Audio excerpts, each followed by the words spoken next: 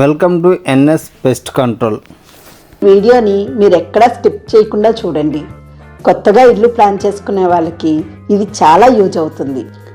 ఇలాంటి మంచి మంచి వీడియోస్ కావాలంటే మీరు ఇంతవరకు సబ్స్క్రైబ్ చేసుకోకపోతే సబ్స్క్రైబ్ చేసుకొని లైక్ చేసి అలాగే మీ ఫ్రెండ్స్కి షేర్ చేస్తే వాళ్ళు కూడా ఏదైనా కన్స్ట్రక్ట్ చేసుకోవాలనుకున్నారనుకోండి, వాళ్ళకి కూడా యూజ్ అవుతుంది. ఇది యాంటీ టర్బిట్ పైపింగ్ అంటారు. ఇది ఫ్లోరింగ్ కి ముందు మనం చేస్తాం అన్నమాట. ఇది చేయడం వల్ల ఏమవుతుందంటే ఫ్లోరింగ్ అయిపోయిన తర్వాత దీని నుండి మనం కెమికల్ పంపింగ్ అనేది ఎవ్రీ 2-3 years కి పంపింగ్ చేసుకోవచ్చు.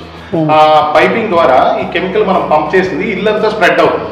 సో ఒక బ్యారియర్ అనేది క్రియేట్ అవుతుంది అనమాట. అంటే పైపింగ్ ద్వారా ఎలాగ అసలు ఈ పైప్ మేడం ఇది యాక్చువల్గా పోరస్ పైప్ అంటారు అనమాట. దీనికి ఓకే ఏంటంటే 1 feet కి 60 to 80 మైక్రో హోల్స్ ఉంటాయి. అంటే మనకి స్వెట్ ఎలాగైతే వస్తుందో అలాగా దీనిలో నుంచి కెమికల్ రిలీజ్ అవుతుంది అనమాట.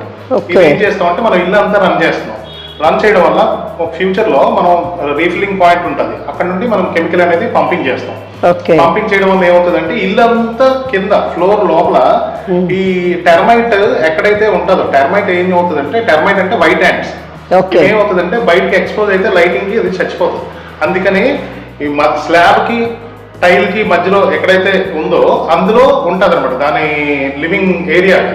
ఆ ఏరియాలోనే మనం బ్యారియర్ అనేది క్రియేట్ చేస్తాం. దానివల్ల ఏమవుతుందంటే ఫ్యూచర్ లో ఎటువంటి టెర్మైట్ రాకుండా మనం టెర్మైట్ వచ్చినా రాకపోయినా ఎవ్రీ 2-3 years ఒకసారి కెమికల్ అనేది పంపింగ్ చేస్తాం.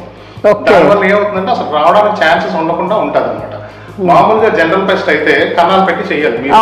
స్టార్టింగ్ లో ఎలా చేసినా పర్వాలేదు, ఎందుకంటే మనం దిగలేదు కాబట్టి. దిగిపోయిన తర్వాత ఫర్నిచర్ అంతా జరిపి కన్నాలు కొట్టి ఇదంతా చేయాలి.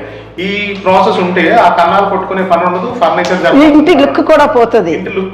ప్లస్ మీ పని మీరు ఇంట్లో చేసుకుంటారు, మా పని మేము బయట నుంచి ఎక్కడైతే రీఫిల్లింగ్ పాయింట్ పెట్టామో అక్కడ నుండి కెమికల్ అనేది పంప్ చేసి వెళ్ళిపోతాం.